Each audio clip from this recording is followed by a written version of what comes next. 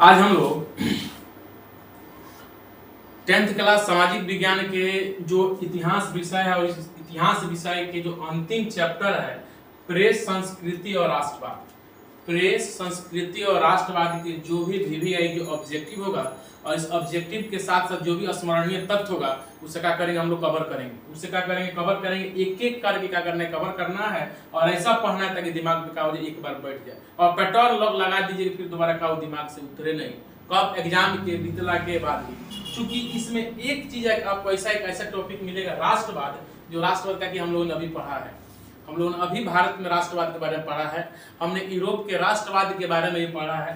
बस हम एक नया चैप्टर यहाँ पे प्रेस और संस्कृति राष्ट्रवाद के बारे में जानबे करते हैं। लेकिन इसमें जो भी मिलेगा हमें वो जो चूंकि जो प्रेस संस्कृति और राष्ट्रवाद है, इस राष्ट्रवाद में जो प्रेस संस्कृति के संदर्भ में ही का प्रश्न मिलेगा। इसमें ही नहीं मिलेगा जालियांवाला बाग, इसमें नहीं मिलेगा असहयोग आंदोलन, इसमें नहीं मिलेगा सविनय अवज्ञा, इसमें नहीं मिलेगा चंपारण सत्याग्रह, इसमें नहीं मिलेगा बारडोली, इसमें नहीं मिलेगा मुकला विद्रोह, इसमें नहीं मिलेगा रौलट एक्ट। बस इसमें मिलेगा जो प्रेस से जुड़ा हुआ जो समस्या होगा, प्रेस के संदर्भ में जितने प्रश्न होंगे सारे प्रश्न का हम लोग को मिलेंगे। और आवश्यक सूचना है कि 2 दिसंबर से 10th का नया बैच का वो शुरू होगा और आप भी चाहते हैं कि 10th में का टॉपर बने, अच्छा नंबर आए, अच्छे नंबर से अगर पास करें तो 2 दिसंबर से क्या होगा आपका 10th का एक नया बैच का हो रहा है, शुरू होने जा रहा है।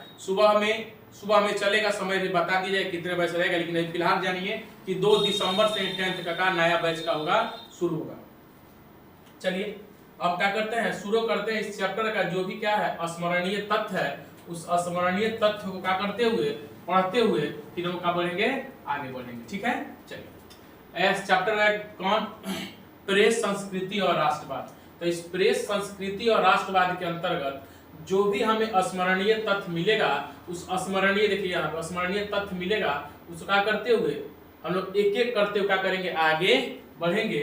कौन चैप्टर हम लोग का चैप्टर है प्रेस संस्कृति और राष्ट्रवाद। कौन है प्रेस संस्कृति और राष्ट्रवाद। इसी प्रेस और संस्कृति राष्ट्रवाद के अंतर्गत जितने भी जो स्मरणीय तथ्य है उसे क्या करेंगे हम लोग एक एक करके पढ़ेंगे। उसके बाद इस चैप्टर का जो भी ऑब्जेक्टिव प्रश्न होगा उसे हम लोग क्या करेंगे पूरा करेंगे। इसके लिए एकदम शुरू हो जाएंगे, तन मन से कर रहिए, तत्पर रहिए, तबे का होगा समझ में आएगा। अगर आपको लगता है कि ना रिजल्ट हम घर में सोए रहेंगे, कमर रजाई ओढ़ के सोए रहेंगे, रिजल्ट आ जाएगा, तो यह बहुत संभव नहीं है, यह जिंदगी में कभी संभव नहीं है। उसके लिए आपको कंबल चादर हटाना ही होगा और टेबल कुर्सी पर बैठना होगा। टेबल कुर्सी पर बैठ के पढ़िए, बिछावन में पढ़ने पे क्या होता है आराम, और जब आराम मिलेगा तो आराम में तो नींद तो आना ही है। चलिए शुरू करते हैं। इसका जो क्या है स्मरणीय तथ्य है उस स्मरणीय तथ्य क्या करेंगे हम लोग कवर करते हैं। क्या कहता है वर्तमान युग में प्रेस जीवन के हर पहलू को प्रत्यक्ष और परोक्ष किसी न किसी रूप में क्या करता है प्रभावित कर रहा है। कौन प्रेस। और इसी प्रेस को लोकतंत्र का चौथा स्तंभ भी कहा गया है। प्रेस को यानी कि जो मीडिया जो है इसे लोकतंत्र का कहा गया है, चौथा स्तंभ कहा गया है। छापखाना के आविष्कार का महत्व यह है, छापखाना क्या होता है तो छापखाना जिससे क्या होता है किसी को छापा जाता हो, यह है कि इसने पूरे विश्व की जीवन शैली को एक नया का किया था आयाम प्रदान किया था। कौन जो छापखाना जो था वह पूरे विश्व की जीवन शैली को एक नया आयाम प्रदान किया था। मुद्रण का इतिहास एशिया से शुरू होकर के यूरोप से भारत में क्या हुआ था आया था। कहां से मुद्रण का इतिहास कहां से तो एशिया से शुरू होगा। कहां से एशिया से शुरू होकर के यूरोप से और फिर कहां आया भारत में आया था। चीन में संघाई शहर प्रिंट संस्कृति के याद रखें। चीन जो था कौन चीन जो चीन का जो संघाई शहर है वह प्रिंट संस्कृति का केंद्र बन गया था। इनमें पूछा जा सकता है कि इनमें प्रिंट संस्कृति का केंद्र कौन बन गया था तो चीन का कौन शहर संघाई शहर। प्रारंभ में चीन में यानी शुरू में चीन में हाथ से छपाई काम किया जाता था। यानी कि पूछा जाए कि प्रारंभ में चीन में किस से छपाई होता था, छापखाना था टाइप था कि हाथ से, तो कहते थे हाथ से छपाई किया जाता था। परंतु 6वीं शताब्दी के अंतिम चरण में चीन में काठ की तख्तियां वुड ब्लॉक पे छपाई की जाने लगी। कब चीन में वुड ब्लॉक की छपाई कब से शुरू हुआ तो 6वीं शताब्दी के अंतिम चरण से 6वीं शताब्दी के अंतिम चरण से कहा चीन में काठ की तख्ती या वुड लॉग पे छपाई की जाने लगी। आरंभिक चीनी किताबें एकार्डियन शैली में बनाई जाती थी। देख लीजिए तो जो आरंभिक जो चीनी किताबें हुआ करती थी, आरंभिक चीनी किताबें वह किस शैली में, याद रहे पूछा जा सकता है कि आरंभिक चीनी किताबें कौन से शैली में बनाई जाती थी, तो एकार्डियन शैली। अब पूछा जा सकता है कि एकार्डियन शैली क्या है, तो इसी शैली में कहा शुरू में चीन की किताबें क्या होती थी, बनाई जाती थी।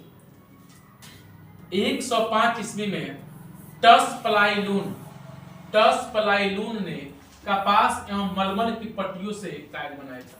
सबसे पहले किसने कपास एवं मलमल की पट्टियों से कागज बनाया था, तो 105 ईस्वी में किसने, तो टस प्लाईलून ने। जापान में पहली किताब कब छापा था, तो जापान में सबसे पहले किताब कब छापा था, तो जापान में सबसे पहले किताब 1868 ईस्वी में छापा था, और उस किताब का क्या नाम था, तो उस किताब का नाम था डायमंड सूत्र। ठीक है, अब पूछे जा सकता है डायमंड सूत्र कहाँ की किताब है, तो जापानी किताब। डायमंड सूत्र कब छापा, तो 1868 में छापा। पूछा जा सकता है जापान की पहली किताब कौन, डायमंड सूत्र है, कब छापा, तो 1868 में छापा। अगला है 1753 में एदो के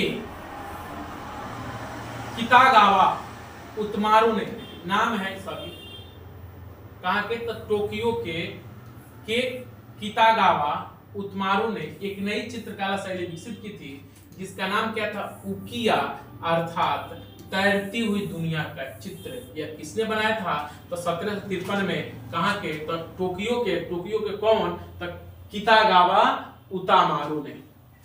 मुद्रण की पहली तकनीक कहाँ, तो चीन में आया था। मुद्रण की पहली तकनीक चीन, जापान और कोरिया में कहा होता है। सबसे पहले जो मुद्रण की जो तकनीक जो थी कहाँ, तो चीन, जापान और कोरिया में कहा हुआ था, विकसित हुआ था।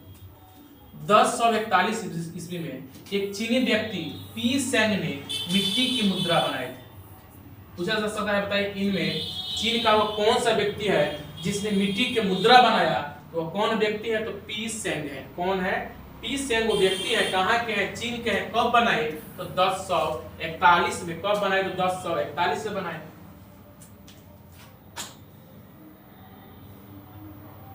मुद्रित सामग्री का सबसे बड़ा उत्पादक, मुद्रित सामग्री का सबसे बड़ा उत्पादक कौन था, तो चीनी राजतंत्र था। का है, तो क्योंकि इसे सिविल सेवा के आकांक्षी लोगों की जिज्ञासा को ध्यान में रखने हेतु तो बड़ी मात्रा में किताबें क्या करनी पड़ी थी, तो छपवानी पड़ती थी। छापखाना का आविष्कार कहाँ, तो जर्मनी के गुटेनबर्ग ने किया। जर्मनी के गुटेनबर्ग ने। कब, तो 1450 में। पूछता है छापखाना का आविष्कार किसने किया, तो गुटेनबर्ग। गुटेनबर्ग कहाँ के थे, जर्मनी के थे। कब किए, तो 1450 में।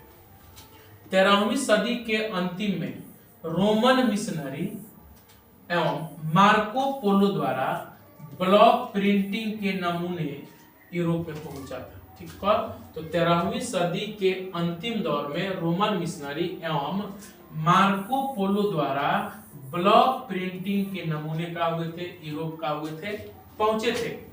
1336 ईस्वी में प्रथम पेपर मिल की स्थापना जर्मनी में। विश्व में सबसे पहले पेपर मिल की स्थापना कहाँ हुआ, तो जर्मनी में हुआ। कब हुआ, तो 1336 में हुआ। 1336 में प्रथम पेपर मिल का हुआ था, स्थापना कहाँ हुआ था, तो जर्मनी में हुआ था।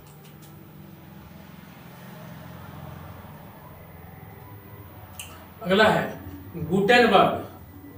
गुटेनबर्ग प्रेस में जो पहली पुस्तक छपी वह कौन था, तो वह ईसाई धर्म ग्रंथ, कौन, बाइबल। यानी सबसे पहले जो गुटेनबर्ग प्रेस में वो किताब छपी थी, वह कौन किताब छपी थी, तो वह किताब थी कौन, बाइबिल। कौन थी, बाइबिल। ईसाइयों का धर्म ग्रंथ। किसका धर्म ग्रंथ, ईसाइयों का धर्म ग्रंथ। 1477 ईस्वी में टैक्सटन ने इंग्लैंड में छापखाना का प्रचार किया था, है ना।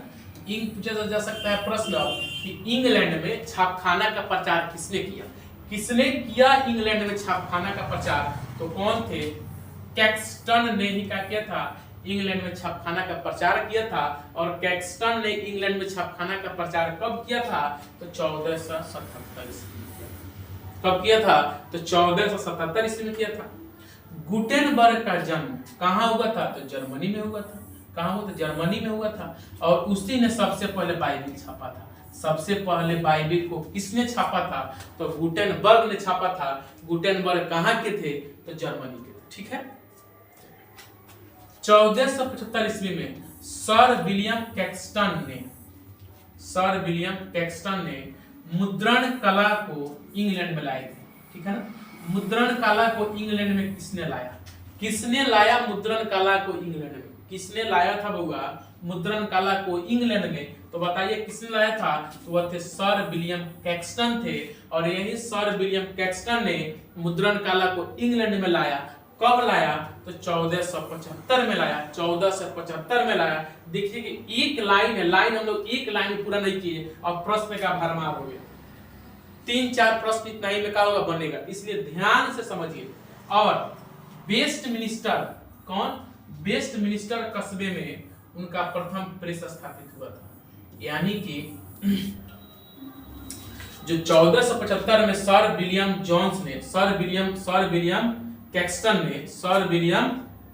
कैक्सटन ने जो मुद्रण कला को इंग्लैंड में लाया था। और वो छपा कहाँ? सबसे पहले कहाँ छपा? वो कहाँ? तो वेस्टमिनिस्टर के कस्बे में इनका प्रथम प्रेस का हुआ था, स्थापित हुआ था।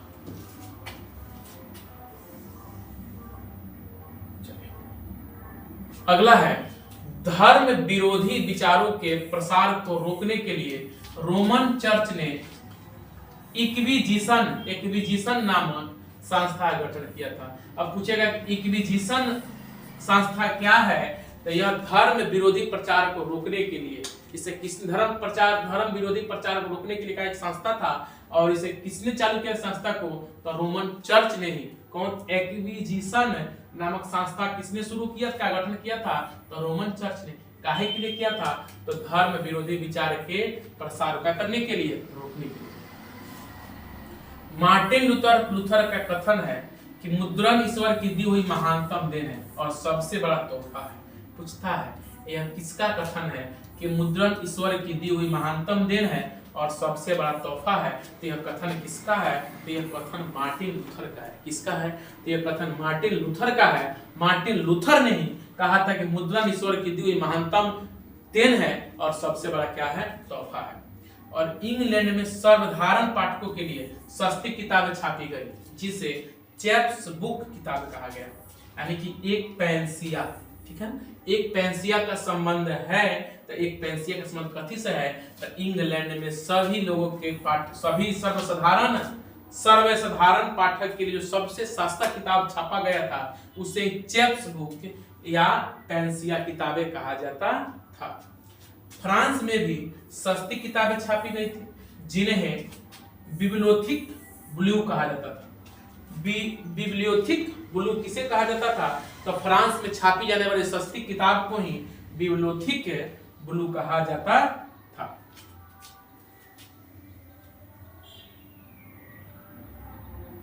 अब है फ्रांसीसी उपन्यासकार। कौन?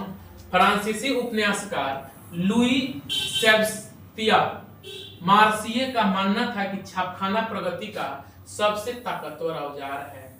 यह किसका मानना था कि छापखाना जो प्रगति का, एग्जाम पूछ देगा, छापखाना प्रगति का सबसे ताकतवर औजार है, यह किसका मानना है? यह किसका कथन है? किसका विचार हो सकता है? तो फ्रांसीसी उपन्यासकार लुई शेक्सपियर का। इससे बन रही जनमत की आंधी में निरंकुशवाद, इससे क्या हो जाएगी? इससे बन रही जनमत की आंधी में निरंकुशवाद उड़ जाएगा। यह पूरा कथन है। मुद्रण क्रांति से पाठक वर्ग का उदय हुआ। तो पूछेगा पाठक वर्ग का उदय कब हुआ? जब मुद्रण क्रांति हुआ। पहले लोग सुन करके ज्ञान अर्जित करते थे। पहले जो शिक्षा हुआ करता था, लोग सुन करके ही पढ़ लेते थे, सुन करके ही ज्ञान अर्जित करते थे। लेकिन अब का पढ़ करके भी लोग ज्ञान अर्जित करने लगे, पहले सुन करके और पढ़ करके। मार्टिन लूथर को धर्म सुधार का अग्रदूत कहा जाता है। चलिए, ये भी एक महत्वपूर्ण सवाल बना। धर्म सुधार का अग्रदूत किसे कहा जाता है? धर्म सुधार का अग्रदूत किसे कहा जाता है? तो धर्म सुधार का अग्रदूत किसे कहा जाता है? तो धर्म सुधार का अग्रदूत किसे कहा जाता है? तो मार्टिन लूथर को। मार्टिन लूथर को ही धर्म सुधार का अग्रदूत कहा जाता है। मार्टिन लूथर ने 1577 में 95 स्थापनाएं लिखी। कितनी? तो 95 स्थापनाएं का लिखी। देखिए मार्टिन लूथर ने 18वीं सदी के अंत तक प्रेस प्रेस जो था कथी के? धातु के बनने लगा। पहले तो लकड़ी का था, बाद में प्रेस कथी का बनना शुरू हो गया? धातु के। कब? तो 18वीं शताब्दी के अंत तक। और 19वीं सदी के मध्य तक न्यूयॉर्क के रिचर्ड एम होम ने शक्ति चालित बेलनाकार प्रेस को कारगर का कर लिया था, बना लिया था। कौन? कब? तो 19वीं सदी के मध्य तक न्यूयॉर्क के रिचर्ड एम होम ने शक्ति चालित बेलनाकार प्रेस को क्या कर लिया था? कारगर बना लिया था। अगला देखा जाए।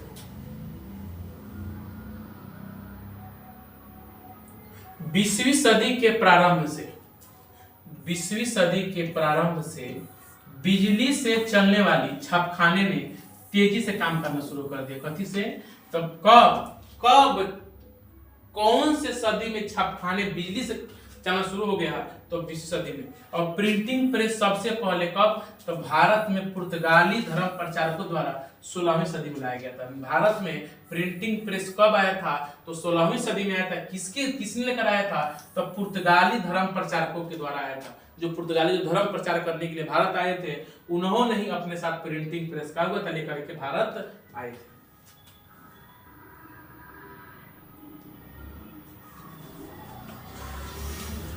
कैथोलिक पादरियों ने 1579 में पहली तमिल पुस्तक छापा था। देखिए याद रहे, पहली तमिल पुस्तक कब छापा? तो 1579 में। किसने छापा? तो कैथोलिक पादरियों ने छापा। कब? तो 1579 में पहली तमिल पुस्तक। भारत में प्रथम समाचार पत्र निकालने का श्रेय किसे जाता है? यानी कि भारत में सबसे पहले जो समाचार पत्र के निकल रहा है, तो याद रखिए जेके हिक्की को मिला, जिसने भारत में सबसे पहले समाचार पत्र निकाले थे। बताइए भारत में सबसे पहले समाचार पत्र जो खबर पढ़ते हैं, पेपर पढ़ते हैं, ये सबसे पहले किसने निकाला था? ये सबसे पहले निकाले थे कौन? जेके हिक्की ने। कब? तो 1780 में। उसका क्या नाम था? तो बंगाल गजट। यानी कि बंगाल गजट का प्रकाशन किसने किया था? जेके। और बंगाल गजट क्या है? भारत का प्रथम समाचार पत्र है। भारत का प्रथम समाचार पत्र कौन? बंगाल गजट है। और इसका प्रकाशन कब? तो 1780 में। किसके द्वारा? तो जेके हिक्की को मिला था, जेके हिक्की द्वारा। और 1780 में ही प्रकाशित इंडिया गजट दूसरा भारतीय पत्र है। भारत का दूसरा भारतीय पत्र तो इंडिया गजट। देखिए पूछा जा सकता है भारत का प्रथम भारतीय पत्र, उसमें आपका बंगाल गजट दे सकता है, इंडिया गजट दे सकता है। तब ध्यान रहे, जो बंगाल गजट, दोनों में गजट है, तो बंगाल गजट क्या है? पहला है, और इंडिया गजट क्या है? दूसरा है। भारत का दूसरा प्रकाशित भारतीय पत्र इंडिया गजट, और भारत का पहला प्रकाशित समाचार पत्र बंगाल गजट। और भारतीयों द्वारा प्रकाशित प्रथम समाचार पत्र, याद रहे कि भारतीयों द्वारा प्रथम प्रकाशित समाचार पत्र 1816 ईस्वी में गंगाधर भट्टाचार्य द्वारा प्रकाशित क्या था? बंगाल गजट। कौन? ये जो बंगाल गजट पढ़े ना, तो क्या कहते? भारत में प्रथम समाचार पत्र निकालने का श्रेय जेके हिक्की को मिला, जिसने 1780 में क्या किया? प्रकाशन किया। गंगाधर भट्टाचार्य द्वारा क्या किया गया? इसे प्रकाशित किया गया। प्रकाशन किसने किया? तो जेके हिक्की ने किया। और प्रकाशित किसने किया? तो गंगाधर भट्टाचार्य द्वारा। कब? तो 1816 में। ठीक है।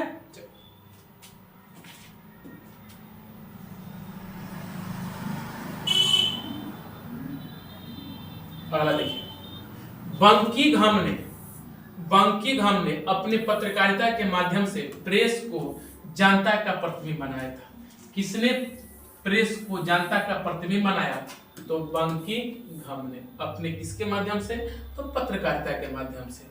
चार्ल्स मेटकाफ को भारतीय समाचार पत्रों का मुक्तिदाता कहा जाता है। भारतीय समाचार पत्र कितना महत्वपूर्ण प्रश्न है। भारतीय समाचार पत्रों का मुक्तिदाता किसे कहा जाता है? किसे कहा जाता है बताइए? भारतीय समाचार पत्रों का मुक्तिदाता तो याद रहे चार्ल्स मेटकाफ को। चार्ल्स मेटकाफ को ही भारतीय समाचार पत्र का मुक्तिदाता कहा जाता है। 1821 में बंगाल में संवाद कौमुदी तथा 1882 में फारसी में प्रकाशित मिरातुल समाचार पत्रों के संस्थापक कौन थे? राजा राम मोहन राय थे। कौन? तो 1821 में बंगाल में संवाद कौमुदी तथा 1822 में फारसी में प्रकाशित मिरातुल समाचार पत्र के संस्थापक कौन थे? तो राजा राम मोहन राय थे। अंग्रेजों में ब्रह्मनिकल मैगजीन में राजा राम मोहन राय ने निकाला था। 1822 में बंबई में गुजराती भाषा में दैनिक बंबई समाचार पत्र निकलने लगा था। दैनिक बंबई समाचार पत्र कब निकलने लगा? तो 1822 में। कब? तो 1822 में। 1857 के विद्रोह के बाद समाचार पत्रों की प्रकृति का विभाजन प्रजातीय आधार पर किया जा सकता है। कब? तो 1857 के विद्रोह के बाद समाचार पत्रों की जो प्रकृति का जो विभाजन जो है वह किसके? तो प्रजातीय आधार पर किया जा सकता है। इंग्लिश में सबसे रूढ़िवादी और प्रतिक्रियावादी समाचार पत्र था। याद रहे सबसे रूढ़िवादी प्रतिक्रियावादी समाचार पत्र कौन था? इंग्लिश में क्या था? तो सबसे रूढ़िवादी और प्रतिक्रियावादी समाचार पत्र था। कौन? तो इंग्लिश में। कोई पूछेगा बताइए कि सबसे रूढ़िवादी और प्रतिक्रियावादी समाचार पत्र कौन था? तो इंग्लिश में था। जबकि स्टेट्समैन उदार विचारों का पोषक था। सुरेंद्रनाथ टैगोर और मनमोहन घोष ने लंदन में इंडियन मिरर का प्रकाशन शुरू किया था। इंडियन मिरर का प्रकाशन किसने शुरू किया था? इंडियन मिरर का प्रकाशन किसने शुरू किया था? तो सुरेंद्रनाथ टैगोर और मनमोहन घोष ने कहां पर? तो लंदन में इंडियन मिरर का प्रकाशन शुरू किया था। याद रहे इंडियन मिरर का प्रकाशन। तो इंडियन मिरर का प्रकाशन सुरेंद्रनाथ टैगोर और मनमोहन घोष ने कहां पर? तो लंदन में इसका प्रकाशन शुरू किया था। और केशव चंद्र सेन ने सुलभ समाचार का बांग्ला में दैनिक प्रकाशन किया था। कौन? केशव चंद्र सेन ने सुलभ समाचार का बांग्ला में क्या किए थे? दैनिक प्रकाशन किए थे।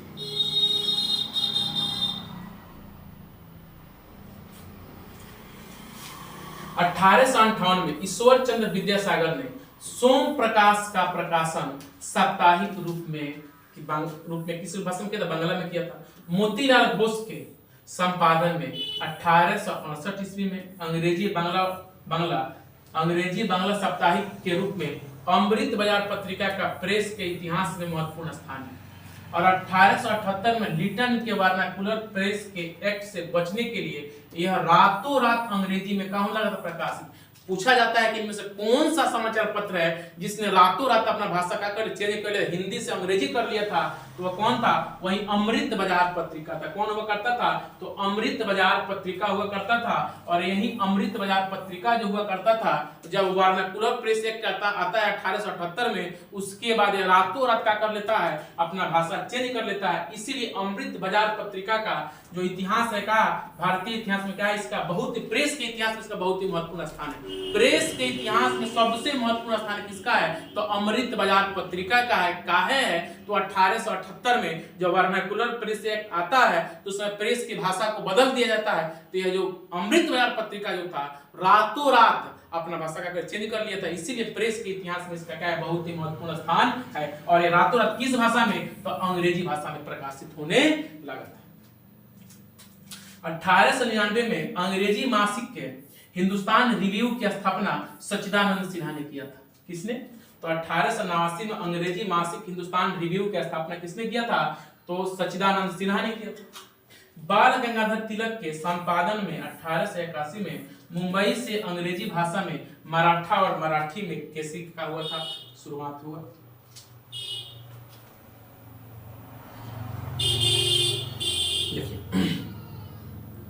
मोतीलाल नेहरू, किसने? मोतीलाल नेहरू ने 1919 में इंडिपेंडेंस शिव प्रसाद गुप्त ने, कौन? 1919 में इंडिपेंडेंस शिव प्रसाद गुप्त ने हिंदी दैनिक आज और केएम पनिकर ने 1922 में हिंदुस्तान टाइम्स का संपादन, जिसको हम बोलते हैं आजकल बोला था हिंदुस्तान टाइम्स, तो इसी हिंदुस्तान टाइम्स का संपादन कब, तो मोतीलाल नेहरू ने 1919 में इंडिपेंडेंस देख याद रखिए, मोतीलाल नेहरू ने 1919 में इंडिपेंडेंस का प्रकाशन किए। शिव गुप्त ने हिंदी दैनिक आज का किए और के.एम. पनिकर ने 1922 में हिंदुस्तान टाइम्स का संपादन किया था। याद रहे हिंदुस्तान टाइम्स का संपादन किसने किया था, तो के.एम. पनिकर ने 1922 में क्या किया था, हिंदुस्तान टाइम्स का संपादन किया था। के.एम. पनिकर ने 1922 में हिंदुस्तान टाइम्स का प्रकाशन किया था। मौलाना आजाद के संपादन में 1912 में अल हिलाल तथा 1913 में अल बिलाग कलकत्ता से निकलना आरंभ हुआ था। याद रहे अल हिलाल अल बिलाग, तो अल हिलाल का प्रकाशन कहां कब, तो 1912 में, और अल बिलाग का प्रकाशन कब, तो 1913 में। कहां से, तो कलकत्ता से। किसका संपादन हुआ करता था, तो यह मौलाना आजाद का संपादन हुआ करता था। कब, तो 1912 में अल हिलाल और 1913 में अल बिलाग। मोहम्मद अली ने अंग्रेजी में कॉमरेड तथा उर्दू में हमदर्द का प्रकाशन किया। मोहम्मद अली ने अंग्रेजी में कॉमरेड और उर्दू में हमदर्द का, अगर पूछा जाता है कि हमदर्द का प्रकाशन किसने किया, तो हमदर्द का प्रकाशन मोहम्मद अली ने किया, और कॉमरेड का प्रकाशन किसने किया, तो मोहम्मद अली ने ही किया। 1913 में गदर का प्रकाशन लाला हरदयाल ने द्वारा किया गया, और याद रहे कि 1913 में ही लाला हरदयाल द्वारा अमेरिका में गदर पार्टी का लिखा होता है, स्थापना होता है। और कौन गदर क्या है, गदर एक पत्रिका भी है, गदर एक पार्टी भी है, जिसका संस्थापक कौन है, लाला हरदयाल है। कब, तो 1913 में के द्वारा, कहां, तो सैन फ्रांसिस्को में हुआ था। कहां हुआ था, तो सैन फ्रांसिस्को से हुआ था प्रकाशन। नई शिक्षा नीति के प्रति व्यापक असंतोष को सरकार के समक्ष पहुंचाने का कार्य किसने, तो कार्य प्रेस ने किया था। नई शिक्षा नीति के प्रति व्यापक असंतोष को, यह काम को सरकार के पास किसने पहुंचाने काम किया, तो प्रेस ने पहुंचाने काम किया। दक्षिण अफ्रीका में गांधी जी के प्रयास का भारतीय प्रेस में क्या किया गया, उल्लेख किया गया। यानी कि गांधी जी दक्षिण अफ्रीका में जो किए उसे भारतीय प्रेस में उल्लेखित किया गया है। देश के राष्ट्रीय आंदोलन को नई दिशा देने के लिए प्रेस की महत्वपूर्ण भूमिका रही है, और वर्नाकुलर प्रेस एक्ट किसने लागू किया था, तो लॉर्ड लिट्टन ने लागू किया था। कौन, वर्नाकुलर प्रेस एक्ट 1878। अगला है लॉर्ड कर्जन की नीतियों के विरुद्ध उग्र राष्ट्रवाद की भावनाएं का भड़क रही थी। इन्हें दबाने के लिए 1908 ईस्वी में न्यूज पेपर एक्ट पारित किया गया था। कौन, न्यूज पेपर एक्ट काहे के लिए, तो लॉर्ड कर्जन की नीति के विरोध में जो राष्ट्र भावनाएं भड़क रही थी उसको दबाने के लिए एक नई पेपर आई, नया एक समाचार आया था 1908 में। उसका क्या नाम था, न्यूज पेपर एक्ट। 1921 में तेज बहादुर सप्रू,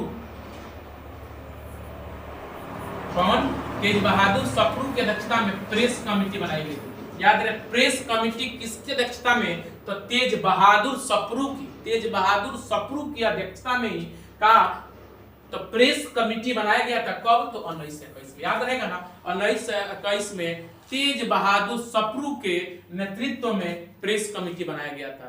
1921 तेज बहादुर सप्रू और प्रेस कमेटी, ठीक है ना, तो तेज बहादुर सप्रू की अध्यक्षता में ही प्रेस कमेटी बनाया गया था। कब, तो 1921 में। आज का प्रेस स्वतंत्र, सरकार प्रेस के द्वारा नियंत्रण रखा जा सकता है। आज का जो प्रेस जो है वो स्वतंत्र, सरकार प्रेस के द्वारा नियंत्रण रखा जा सकता है। भ्रष्ट राजतंत्र का पोल खोलने का एक क्या है, अस्त्र है। इसे लोकतंत्र का चौथा स्तंभ भी कहते हैं। आज प्रेस लोकतंत्र के चौथे स्तंभ के रूप में लोकतांत्रिक मूल्यों की रक्षा करने हेतु सजग प्रहरी के रूप में हमारे सामने क्या है, खड़ा है। इसलिए प्रेस को लोकतंत्र का चौथा स्तंभ भी कहा जाता है। इस प्रकार आपका चैप्टर का जितना क्या था, जो स्मरणीय तथ्य था, वह सारा का सारा स्मरणीय तथ्य का किया हम लोगों ने कवर किया। अब इस चैप्टर का जितना जो महत्वपूर्ण हमने जो पढ़ा उसी पर आधारित जो क्या होगा, जो प्रश्न होगा, महत्वपूर्ण प्रश्न होगा, उसी महत्वपूर्ण प्रश्नों का करेंगे हम लोग, एक एक करके करेंगे, हल करेंगे। चलिए प्रश्न है, किसके आविष्कार का महत्व भौतिक संसार में आग, पहिया और लिपि की तरह है? क्या कहता है, किसके आविष्कार का महत्व भौतिक संसार में आग, पहिया और लिपि की तरह है? तो छापखाना रेलवे, वायुयान की मुद्रा, तो क्या हो जाएगा, छापखाना का ही आविष्कार का महत्व आज के भौतिक संसार में आग, पहिया और लिपि की तरह ही। जिस प्रकार आग का खोज हुआ, जिस प्रकार पहिया का खोज हुआ, जिस प्रकार लिपि का खोज हुआ, उसी प्रकार के आज के युग में छापखाना का भी क्या है, बहुत अधिक महत्व है। इसलिए आपका एक आंसर क्या हो जाएगा, ए हो जाएगा।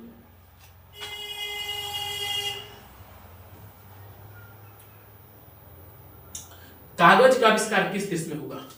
कागज का आविष्कार किस देश में हुआ? का चीन में हुआ, जर्मन में, जापान में कि रोम में? तो याद रहे कागज का आविष्कार कहाँ, तो कागज का आविष्कार हुआ था कहाँ, चीन में। चीन में क्या हुआ था, कागज का आविष्कार हुआ था।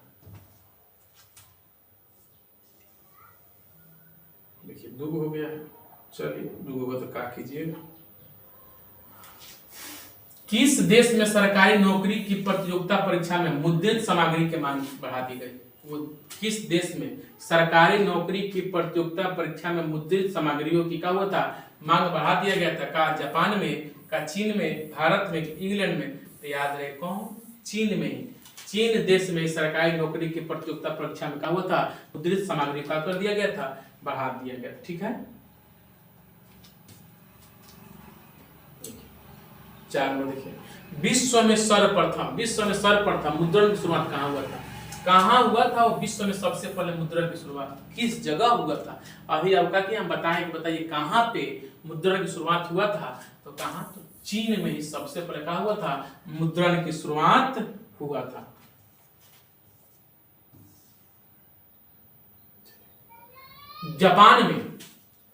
जापान में छपाई की तकनीक किनके द्वारा लाया गया था? यानी कि जापान में के रहे छपाई की तकनीक लाई गई? किसने जापान में छपाई की तकनीक लाया था? का मंगोल विजेताओं द्वारा, यूरोपीय व्यापारियों द्वारा, ईसाई धर्म प्रचारकों द्वारा, कि चीनी बौद्ध भिक्षुकों द्वारा? याद रहे जापान में जो छपाई की जो तकनीक आया था वो किनके द्वारा? तो चीनी बौद्ध भिक्षुकों द्वारा। और इस प्रकार 5 का आंसर क्या हो जाएगा आपका, डी हो जाएगा। 5 का आंसर क्या हो जाएगा, डी हो जाएगा।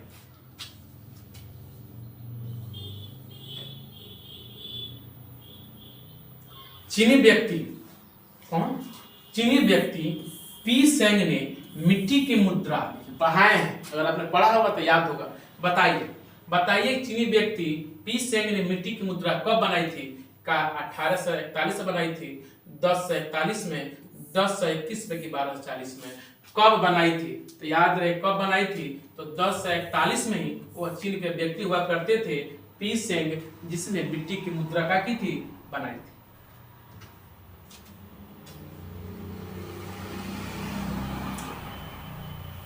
अब है कौन, 7 नंबर प्रश्न क्या कहता है, पढ़िए 7 नंबर प्रश्न क्या कहता है। 7 कहता है कि वुड ब्लॉक छपाई की तकनीक सबसे पहले कहा? वुड ब्लॉक छपाई की तकनीक सबसे पहले कहाँ? का मिस्र में, भारत में, जापान में, चीन में? सबसे पहले कहाँ विकसित हुआ था? तो याद रहे वुड ब्लॉक छपाई की तकनीक सबसे पहले कहाँ विकसित हुआ था? तो सबसे पहले चीन में विकसित हुआ था। सबसे पहले चीन में विकसित हुआ था।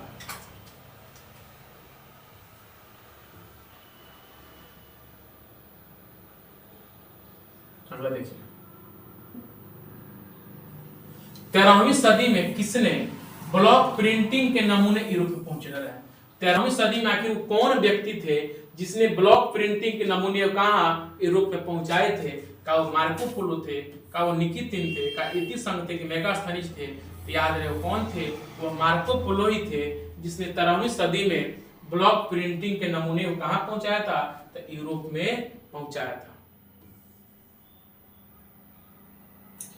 अगला है, यूरोप में कागज बनाने का पहला कारखाना कहाँ खोला गया था? कहाँ खोला गया था यूरोप में कागज बनाने का पहला कारखाना? का इंग्लैंड में खोला गया था, रूस में, जर्मनी में कि इटली में? कहाँ पर खोला गया था पहला कागज बनाने का कारखाना? कहाँ? यूरोप में।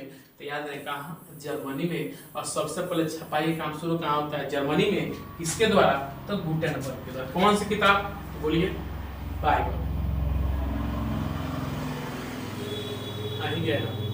गुटेनबर्ग का जन्म हुआ था। गुटेनबर्ग का जन्म हुआ था का अमेरिका में, जर्मनी में, जापान में कि इंग्लैंड में? तो देखिए कहाँ? जर्मनी में ही कहा हुआ था गुटेनबर्ग का जन्म हुआ था। कहाँ? जर्मनी में हुआ था।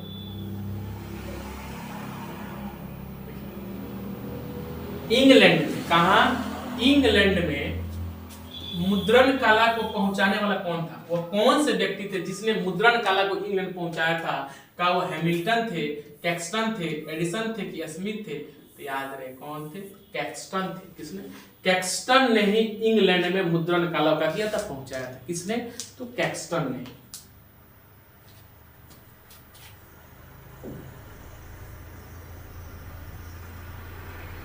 गुटेनबर्ग ने सबसे पहले किस पुस्तक की छपाई की थी? गुटेनबर्ग ने सबसे पहले कौन सी किताब की छपाई की थी? वो अभी बताए हैं। गुटेनबर्ग ने सबसे पहले किस पुस्तक की छपाई की थी?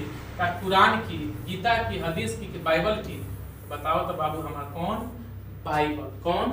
बाइबल की ही सबसे पहले कहा हुआ था छपाई किया था। किसने? तो गुटेनबर्ग ने। कहां पर? तो जर्मनी में। एक प्रेस यहाँ पे है, बेलनाकार प्रेस। कौन? बेलनाकार प्रेस। तो बेलनाकार प्रेस का आविष्कार किसने किया? का गुटेनबर्ग का, ग्रीम बंधु ने, रिचर्ड एम होम ने, कैक्सटन ने। किसने किया था बेलनाकार प्रेस का आविष्कार? किसने किया था बेलनाकार प्रेस का आविष्कार? याद रखिए का गुटेनबर्ग तो हो का मतलब था गुटेनबर्ग ना, गुटेनबर्ग ना, चलो गुटेनबर्ग की ग्रीम बंधु ना, इहो ना। कौन? रिचर्ड एम हो ने। रिचर्ड एम हो ने ही बेलनाकार प्रेस का क्या किया था? आविष्कार किया था। किसने? था रिचर्ड एम होम ने। ठीक है, चलिए।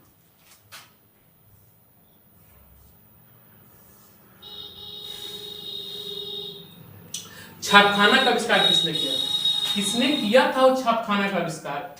छापखाना का आविष्कार तो आपसे बताएं, छापखाना का आविष्कार सबसे पहले कहाँ होता है? जर्मनी में होता है। तो जर्मनी में सबसे पहले के कैले हुई? तो सबसे पहले गुटेनबर्ग कैले हुए। सबसे पहले के कैले हुई?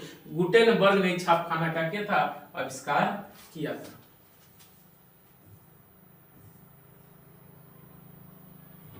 किसने कहा? देखिए आएंगे यार। किसने कहा कि मुद्रण ईश्वर की दी हुई महानतम देन है तथा सबसे बड़ा तोहफा है? ये 2020 में पूछा है। किसने कहा कि मुद्रण ईश्वर की दिया हुआ सबसे महानतम देन है और सबसे बड़ा तोहफा है? क्या महात्मा गांधी कहे थे, मार्टिन लूथर कहे थे, मोहम्मद पैगंबर कहे थे, ईसा मसीह कहे थे? तो कौन कहे थे? मार्टिन लूथर नहीं।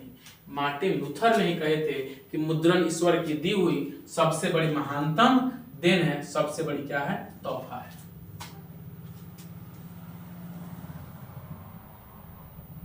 मार्टिन लूथर कौन थे? मार्टिन लूथर कौन थे? क्या समाज सुधारक थे, दार्शनिक थे, राजनीतिज्ञ थे कि धर्म सुधारक थे? कौन थे मार्टिन लूथर? तो मार्टिन लूथर एक क्या थे? बहुत अच्छे क्या थे? धर्म सुधारक थे। कौन थे? धर्म सुधारक। इस प्रकार 16 का आंसर क्या हो जाएगा आपका? डी हो जाएगा। 16 का आंसर डी हो जाएगा। एक पेंसिया, देखिए बताएं, मैगजीन किस देश में प्रकाशित होते थे? यही ना पेंसिया थी जो सभी पाठकों का सस्ते दाम पे किताब उपलब्ध करा रही थी, सस्ते में। तो उसको पेंसिया कहा था। कहां पर? कहा था फ्रांस में सुविधा उपलब्ध था, कि जर्मनी में, कि इंग्लैंड में, कि रूस में। यानी कि एक पेंसिया मैगजीन किस देश से प्रकाशित हुआ था? कौन? पेंसिया मैगजीन किस देश से प्रकाशित हुआ? का वो फ्रांस था। तो देखिए सबसे पहले छपाई जब जर्मनी में हुई तो सबसे पहले सस्ता भी किताब कहां मिली? जर्मनी। पेंसिया के समझ नहीं ना, सस्ता से क्या होगा आपका? जर्मनी में। क्या? जर्मनी में।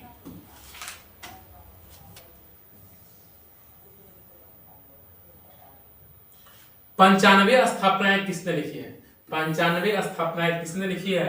क्या मार्टिन लूथर, जिंगवगली ने, काल्विन ने, इग्नोसियस लोयला ने? तो कौन? मार्टिन लूथर ने ही 95 कौन? 95 स्थापनाएं का किए हैं, लिखे हैं। कौन? Martin Luther. Martin Luther. किस शताब्दी के अंत तक प्रेस धातु से बने? कौन शताब्दी का अंत तक? का 16वीं शताब्दी, 17वीं शताब्दी, 18वीं की 19वीं? किस शताब्दी के अंत में? किस शताब्दी के अंत में जो पहले प्रेस जो लकड़ी के हुआ करता था अब वो धातु के बनने लगा? तो कौन? तो 18वीं शताब्दी के अंत में। और अब 19 का आंसर क्या हो जाएगा? तो सी हो जाएगा। बेलनाकार प्रेस में प्रति घंटे कितने ताव छपे जा सकते थे? यानी कि जो बेलनाकार प्रेस जो था वो 1 घंटा में कितना ताव छाप सकता था? कौन? बेलनाकार लेंस। 1 घंटा में कितना? तो 1 घंटा में का 8000, 1 घंटा में 5000, 1 घंटा में 7000, 1 घंटा में 9000। एक बेलनाकार प्रेस जो था वो 1 घंटा में कितने ताव को छाप सकता था? तो 1 घंटा में 8000 ताव को छाप सकता था। और इस प्रकार आपका 20 का क्या हो जाएगा आंसर? 20 का हो जाएगा बी। 20 का आंसर क्या हो जाएगा? बी हो जाएगा। क्या हो जाएगा? बी। 5000, 8000, 7000, नहीं कितना? देखिए, हाँ कितना? 9000 याद रहे। कौन? ये जो बेलनाकार प्रेस जो था वो प्रति घंटे कितना? तो 9000 ताव का करता था, छापता था। कौन? बेलनाकार प्रेस। बिजली से चलने वाले छापखाने का प्रारंभ कब से हुआ? बिजली से चलने वाला छापखाना का प्रारंभ कब से हुआ? कब से हुआ?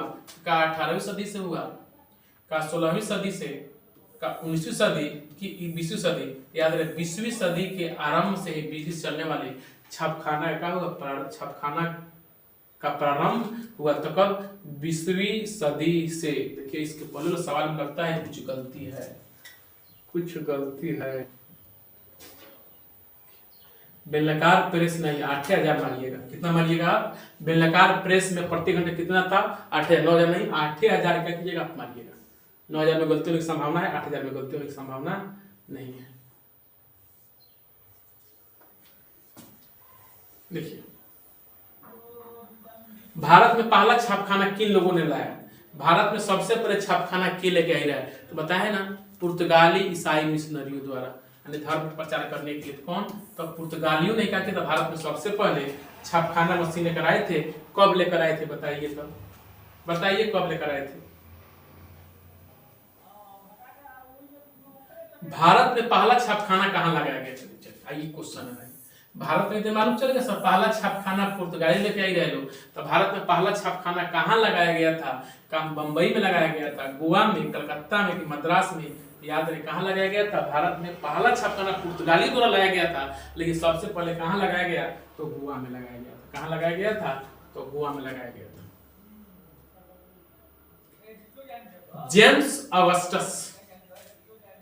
जेम्स ऑगस्टस हिकी ने किसका प्रकाशन किया था? का बंगाल गजट का, इंडिया गजट का, बंबई गजट का, मद्रास गजट का? तो याद रहे बंगाल गजट का प्रकाशन किए थे। और कौन गंगाधर जो थे उसने क्या किया था? इनका क्या किए थे? प्रकाशित किए थे। ये प्रकाशन किए गए थे बंगाल गजट के। तो जे ऑगस्टस हिकी ने, और प्रकाशित तो एक गंगाधर नाम के हुआ करते थे। वही बताया है आपको। भारतीय समाचार पत्रों के मुक्तिदाता के रूप में कौन जनरल विख्यात थे? भारतीय समाचार पत्रों के मुक्तिदाता कौन? का वारन हेस्टिंग्स, ब्लेजली, चार्ल्स मेडकॉफ, एलिटन? तो चार्ल्स मेडकॉफ को ही क्या माना जाता है? भारतीय समाचार पत्रों का मुक्तिदाता। भारतीय समाचार पत्रों का मुक्तिदाता किसे माना जाता है? तो चार्ल्स मेडकॉफ को।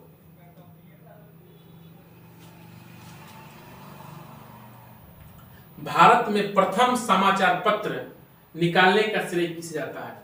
भारत में प्रथम समाचार पत्र निकालने का श्रेय किसे जाता है? किसे जाता है? प्रथम समय भी बताएं कौन? जे हिकी। इन्होंने क्या किया? सबसे पहले बंगाल गजट का किया था, समाचार पत्र निकाला था बंगाल गजट का किए थे, प्रकाशन किए थे। तो 26 का आंसर क्या हो जाएगा आपका? सी हो जाएगा।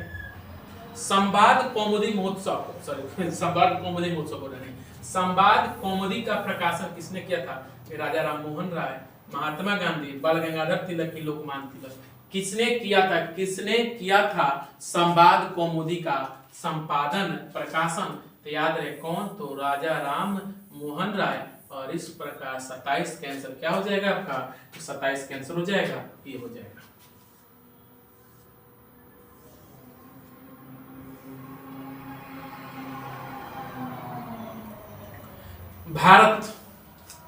भारत मिल समाचार द्वारा भारत से हो रहे किस चीज के निर्यात का विरोध किया था? कौन? भारत मिल समाचार। भारत मिल समाचार जो था वह भारत से हो रहे किस चीज के निर्यात का विरोध किया गया था? गेहूं का, चावल का, चीनी का, कि दाल का? किसका? भारत मिल समाचार पत्र जो था वह भारत से हो रहे किस चीज के निर्यात का क्या था, यह विरोध किया था?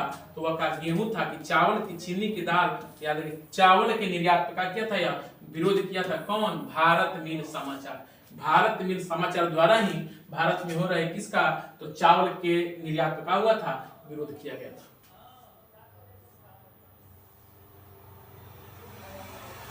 भारतीय प्रेस का आरंभ विलियम वोल्टास द्वारा किया गया। कब किया गया? भारतीय प्रेस का प्रारंभ विलियम वोल्टास द्वारा कब प्रारंभ किया गया? तो पूछ रहा है का 1766 में, 1765 में, 1760 में, 1740 में? तो याद रहे 1766 में ही भारतीय प्रेस का आरंभ किसके द्वारा? तो विलियम वोल्टास द्वारा। नारियल का करके फोड़ करके शुद्ध नारियल फोड़ना होता है। इस प्रकार आपका 29 में क्या हो जाएगा?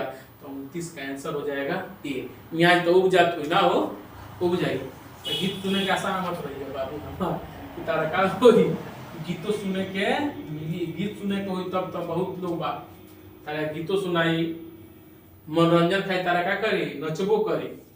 तो हमरा से तो भाई ना हुई, बस हम तो पढ़ेबे करम खाली। पढ़िए, भारतीयों द्वारा प्रथम समाचार पत्र प्रकाशित। अब बताइए ना, भारतीयों द्वारा प्रकाशित प्रथम समाचार पत्र यही तो जे हिक्के द्वारा। कौन? तो बंगाल गजट। और 30 का आंसर क्या हो जाएगा आपका? 30 का आंसर हो जाएगा ए। 30 का आंसर क्या हो जाएगा? ए। यह बंगाल गजट ही है जो भारतीयों द्वारा क्या था? प्रकाशित यह प्रथम समाचार पत्र था।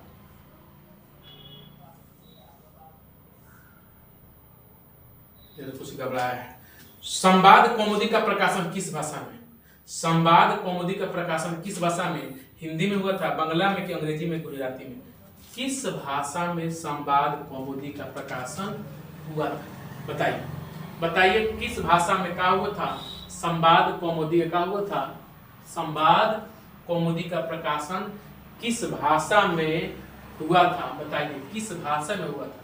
क्या हिंदी में हुआ था, बांग्ला में हुआ था, अंग्रेजी में हुआ था, गुजराती में हुआ था? अब नहीं बताइएगा तो सुन लीजिए, इसका आंसर क्या हो जाएगा? संवाद कौमुदी का प्रकाशन किस भाषा में? तो हिंदी भाषा में हुआ था।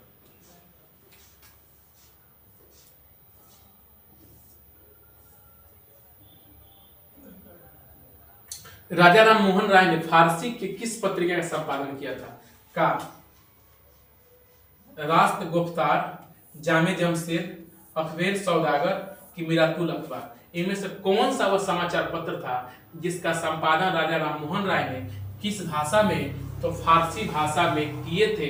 वो कौन था? वो कौन सा किताब था, कौन सा समाचार पत्र था जिसका संपादन कौन था? राजा राम मोहन राय। किस भाषा में? तो फारसी भाषा में। बताइए, आप बताइए इसका आंसर क्या होगा? 32 का आंसर क्या होगा? क्या होगा 32 का आंसर? बोलिए। चलिए, 32 का आंसर आपका हो जाएगा, आजा आजा आजा आजा आजा का हो जाएगा, बताइए मिरातुल अखबार। यही मिरातुल अखबार जो था जिसका संपादन राजा राम मोहन राय किस भाषा में? तो फारसी भाषा में किए थे। ठीक है, चलिए देखिए अगला है देसी भाषा में प्रकाशित पहला समाचार पत्र। जो देसी भाषा में क्या हुआ था? प्रकाशित पहला समाचार पत्र कौन था? का हिंदू पैट्रियट था, स्टेटस मैन था, बंगाल गजट था कि मद्रास मेल था? तो हिंदू पैट्रियट। कौन? हिंदू पैट्रियट वो भारत देता था, हमारे भारत पहला देसी क्या था? समाचार पत्र था, देसी भाषा में प्रकाशित हुआ था। कौन? तो हिंदू पैट्रियट। कौन? हिंदू पैट्रियट।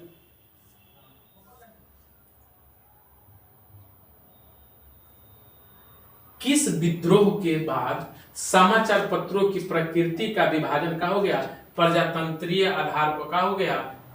किया जा सकता था। का हुआ? 1757 था, 1875 का विद्रोह था, जनजातीय विद्रोह था कि चंपारण विद्रोह था? वह कौन था?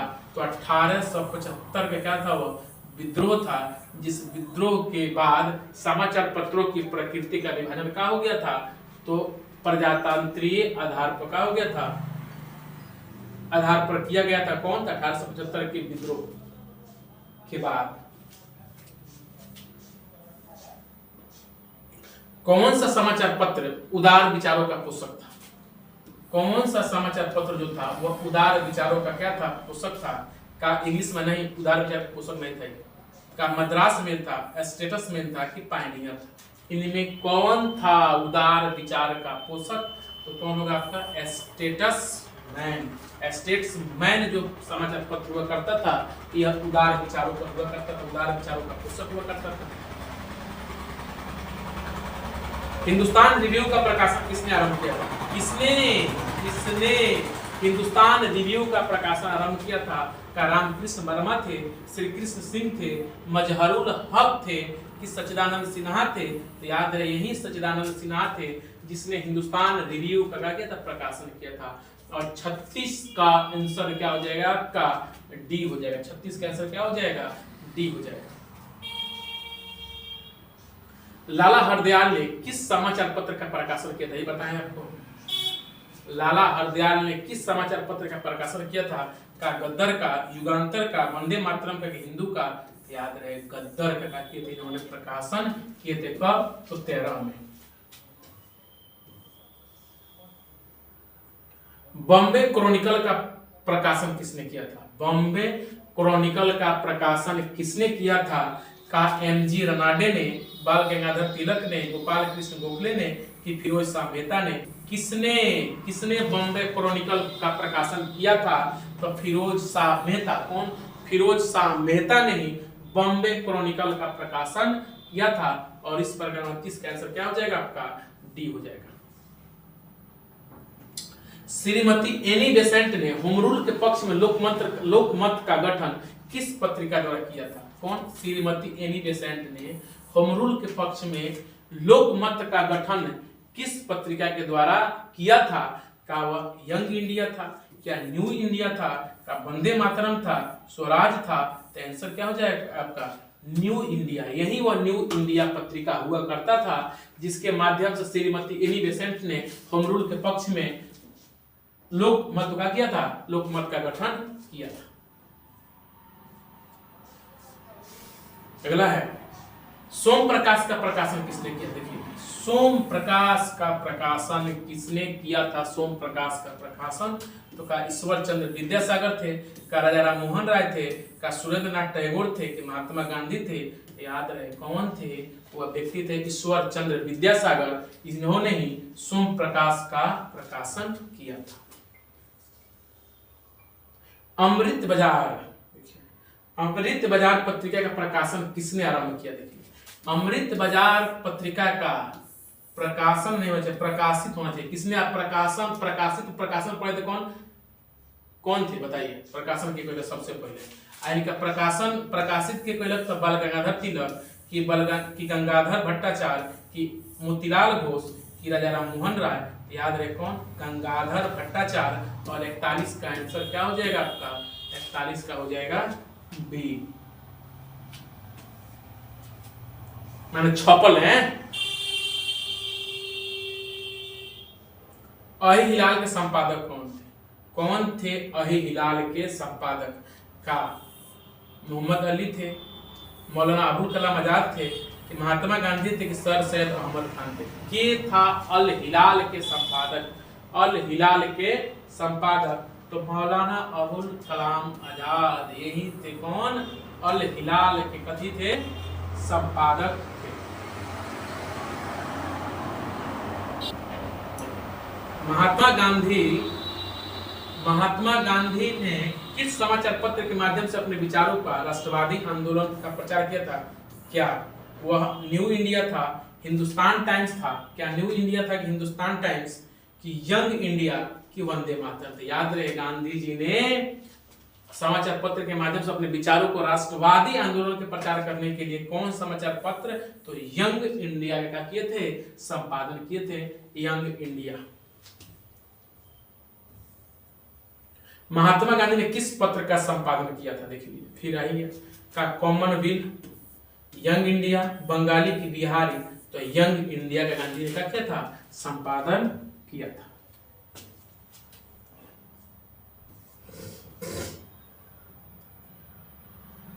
देखिए किस पत्र में रातों रात वर्नाकुलर प्रेस एक्ट से बचने के लिए अपने भाषा को ही बदल दिया था? वो कौन सा पत्र था का हरिजन था, भारत मित्र था, अमृत बाजार पत्रिका का हिंदुस्तान रिव्यू था। यही अमृत बाजार पत्रिका हुआ करता था जब 1878 में वर्नाकुलर प्रेस एक्ट आता है, तो उससे बचने के लिए यह अपनी भाषा का कर लेता है, बदल करके अंग्रेजी में कर लेता है। कौन? अमृत बाजार पत्रिका।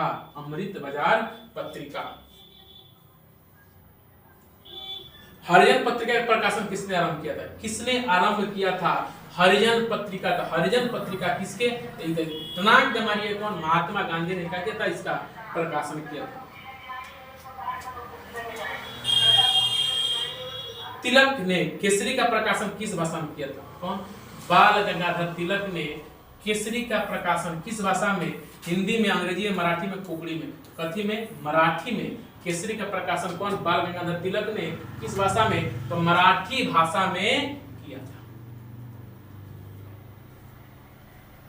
अब अंग्रेजों द्वारा पक्षपात की नीति की आलोचना किसने किया था? किसने अंग्रेजों द्वारा पक्षपात की नीति की आलोचना किया था? का भारतेंदु हरिश्चंद्र थे, रामधारी सिंह दिनकर थे, राममोहन राय थे, केशव चंद्र सेन थे? याद रहे, रामधारी सिंह दिनकर ने ही अंग्रेजों द्वारा पक्षपात की नीति का किया था, आलोचना किया था। और 48 का आंसर क्या हो जाएगा? कौन? सी रामधारी सिंह दिनकर, 48 सी राममोहन राय, केशव चंद्र सेन? नहीं, अंग्रेजों द्वारा पक्षपात की नीति की आलोचना चली। राष्ट्र कवि ने है कौन? भारतेंदु हरिश्चंद्र। भारतेंदु हरिश्चंद्र। और 48 का आंसर क्या हो जाएगा आपका? ए, भारतेंदु हरिश्चंद्र ने ही अंग्रेजों द्वारा पक्षपात की नीति का किया था, आलोचना किया था। कांग्रेस के वैचारिक मतभेद के फलस्वरूप सूरत फूट कब हुआ? सूरत फूट कब हुआ? यानी सूरत में फूट कब पड़ गया? कांग्रेस के वैचारिक मतभेद के कारण का 1906 में, 1907 की, 1908 की, 1909 कब हो? तो याद रहे वो 1907 का दौर हुआ करता था, जिस समय सूरत में क्या हो गया था? फूट पड़ गया था। किसके चलते? तो कांग्रेस के वैचारिक मतभेद के कारण सूरत में क्या हो गया था? फूट हो गया था। स्वतंत्र भारत में समाचार पत्र अधिवेशन किस वर्ष पारित हुआ था? स्वतंत्र भारत यानी कि आजादी के बाद भारत में समाचार पत्र का अधिनियम, आजादी के बाद समाचार पत्र अधिनियम किस वर्ष पारित हुआ था? कहाँ? स्वतंत्र भारत में आजादी के बाद अधिनियम। कौन? आजादी के बाद समाचार पत्र अधिनियम किस वर्ष पारित हुआ था? का 1950 में, 51 में, 52 में, 53 में? कब पारित हुआ था? तो याद रहे वह दौर हुआ करता था कौन? क्या कहता है? स्वतंत्र भारत में समाचार पत्र अधिनियम किस वर्ष पारित हुआ था? 1950, 1951, 1952 कि 1953? किस वर्ष हुआ था? तो याद रहे, जहां तक मुझे ज्ञात है, यह 1951 में ही स्वतंत्र भारत में समाचार पत्र अधिनियम का हुआ था, पारित हुआ था। कब? तो 50 का आंसर क्या हो जाएगा? 1951। 1951 यानी कि ऑप्शन नंबर बी हो जाएगा। न्यूज पेपर एक्ट कब पास हुआ? कौन? News paper act. सवाल पढ़िए, न्यूज पेपर एक्ट कब पारित हुआ? का 1906, 1905 की, 1908 की, 1909? डरला के तो बातें नहीं की, बताइए ना। न्यूज पेपर एक्ट कब पारित हुआ था? News paper act. तो याद रहे, न्यूज पेपर एक्ट जो था वह 1908 में पारित हुआ था। न्यूज पेपर एक्ट 1908 में पारित हुआ था। वर्नाकुलर प्रेस एक्ट किस वर्ष पारित हुआ था? यही वर्नाकुलर प्रेस एक्ट किस वर्ष? तो वर्नाकुलर प्रेस एक्ट 1878 में पारित होता है। और इसी प्रेस ने रातों रात, इसी प्रेस से बचने के लिए रातों रात अमृत बाजार पत्रिका ने अपने भाषा का कर लिया था, बदल लिया था। किस भाषा में? तो अंग्रेजी में। और 52 का आपका आंसर क्या हो जाएगा? ए हो जाएगा। वर्नाकुलर प्रेस एक्ट किस जनरल के समय पारित हुआ था? वह कौन थे? कौन थे भाई जिसके शासन काल में वर्नाकुलर प्रेस एक्ट पारित होता है? उस समय गवर्नर जनरल कौन थे? का वारेन हेस्टिंग्स थे, लॉर्ड डलहौजी थे, लॉर्ड लिटन थे, लॉर्ड रिपन थे। याद है, लॉर्ड लिटन के समय में ही भारत में वर्नाकुलर प्रेस एक्ट का हुआ था, पारित हुआ था।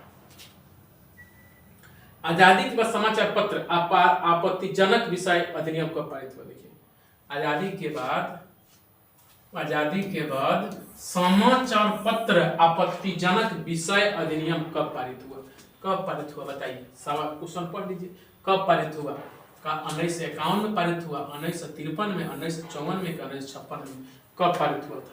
तो 1951 में।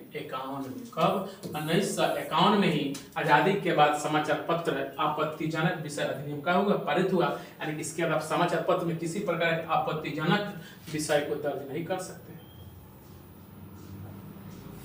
प्रेस लोकतंत्र के किस स्तंभ के रूप में लोकतांत्रिक मूल्यों की रक्षा करने हेतु सजग प्रहरी के रूप में खड़ा है? का पहला स्तंभ है, दूसरा स्तंभ है, तीसरा की चौथा? याद रहे, लोक प्रेस को क्या कहा जाता है? लोकतंत्र का चौथा स्तंभ। लोकतंत्र का चौथा स्तंभ किसे कहा जाता है? तो प्रेस को कहा जाता है।